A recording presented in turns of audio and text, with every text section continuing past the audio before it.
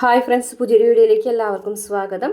അങ്ങനെ നിവിൻ കാവേരിനെ വിളിച്ച് സംസാരിക്കുമ്പോൾ രാഗിണിയുടെ സൗണ്ട് കേൾക്കുന്നതോട് കൂടിയിട്ട് ഇവർ കല്യാണം കഴിഞ്ഞു എന്ന് വിചാരിച്ചിട്ട് വിഷമത്തോട് കൂടിയിട്ട് കാവേരി ഫോൺ വെക്കുന്നുണ്ട് കേട്ടോ.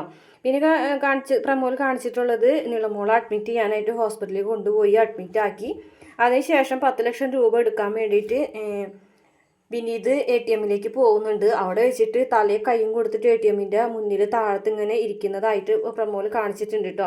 അപ്പോൾ വിനീതിൻ്റെ ഫോണിലേക്ക് ഒരാൾ വിളിക്കുകയും അതുപോലെ വെരിഫിക്കേഷൻ ആണെന്ന് പറഞ്ഞ് വിളിച്ചിട്ട് പിൻകോഡൊക്കെ OTP നമ്പറൊക്കെ പറഞ്ഞു കൊടുക്കുന്നുണ്ടല്ലോ. അപ്പോൾ ആ വഴി എന്തോ ഒരു പ്രശ്നം സംഭവിച്ചിട്ടുണ്ട്. ഒരു പക്ഷേ ജയപാലൻ ആ പണം തട്ടിയെടുക്കാനായിട്ട് ഏതെങ്കിലും രീതിയിൽ ചെയ്തതായിരിക്കാനാണ് സാധ്യത. അങ്ങനെ 10 ലക്ഷം പോയിട്ട് 50 ലക്ഷം രൂപ മുഴുവനും ആ അക്കൗണ്ടിൽ നിന്ന് പിൻവലിച്ചിട്ടുണ്ടാവാനാണ് സാധ്യത. അതുകൊണ്ട് തന്നെ ആകെ പെട്ടിരിക്കുകയാണ്. ശരിക്കും പറഞ്ഞു കഴിഞ്ഞാൽ നിളമോള ഓപ്പറേഷത്തിനുള്ള പൈസ ഇല്ല എന്നുള്ളൊരു സത്യം അറിയുന്നതോടുകൂടിയിട്ട് ഇനി എന്തൊക്കെ പ്രശ്നങ്ങളായിരിക്കും ഉണ്ടാവാന്ന് പോലും അറിയാൻ പറ്റില്ല.